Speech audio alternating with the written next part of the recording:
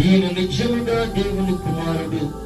ఆయన బ్రతుకున్నప్పుడు దేవుని కుమారుడు అని ఎవ్వరూ మాట్లాడలేదు. ఆయన చనిపోయిన తర్వాత, ప్రాణాలను విడిచిపెట్టిన తర్వాత అక్కడ ఉన్నవారంటున్నారు, ఆయన నిజంగా దేవుని కుమారుడు. ఆయన నిజంగా నీతిమంతుడై ఉన్నాడు. ఆయన నిజంగా నీతిమంతుడై ఉన్నాడు. ఆయన నిజంగా దేవుని కుమారుడై ఉన్నారు అని వారు అప్పుడు మాట్లాడారు. అంతవరకు కూడా ఆయన దేవుని కుమారుడని, ఆయన దైవ కుమారుడని, ఆయన లోకరక్షకుడని, ఆయన ద్వారా రక్షణ ఉందని ఆయన ఎవరు గమనించారు. ఏదైతే మనం కోల్పోతేనే గాని, ఏదో ఒకటి మనం కోల్పోతేనే గాని దాని ఏమేంటో మనకు తెలియదు. ఎందుకని ఇది మాట చెప్తూ ఉన్నాను అంటే, ఉదాహరణగా ఒక విషయంలో జ్ఞాపకం చేస్తుంది. ఒక ఏదైనా కావచ్చు, లేక ఒక ఆవులైనా కావచ్చు. అది పాలిచ్చిందనుకోండి, అమ్మా మీ గేదె గాని మీ ఆవు గాని ఎన్ని పాలిస్తుంది అన్న?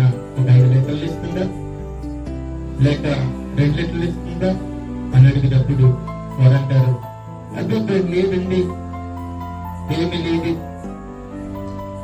ఒక 1/2 లీటరు పాలిస్తుంది, ఒక 1/2 లీటరు పాలిస్తుంది. అనవసరంగా నేను దాన్ని మేపుతున్నాను, అనవసరంగా మేము దాన్ని మేపుతున్నాము అని చెప్తూ ఉంటారు. కానీ ఆ గేదె గాని, ఆ యొక్క ఆవు గాని మనం తన వయసు అయిపోయిన తర్వాత అది మరణించిన తర్వాత వారేమంటాడో తెలుసా? నా గేదె 5 లీటర్లు పాలిచ్చేది, మా యొక్క ఆవు 5 లీటర్లు పాలిచ్చేది, మా కుటుంబాన్ని పోషించేది. ఎప్పుడో చెప్తూ ఉన్నారు, బ్రతుకున్నప్పుడేమో ఏదో చంటి పిల్లడికి మీరు దాన్ని పాల్చుకులేస్తుందని చెప్తారు.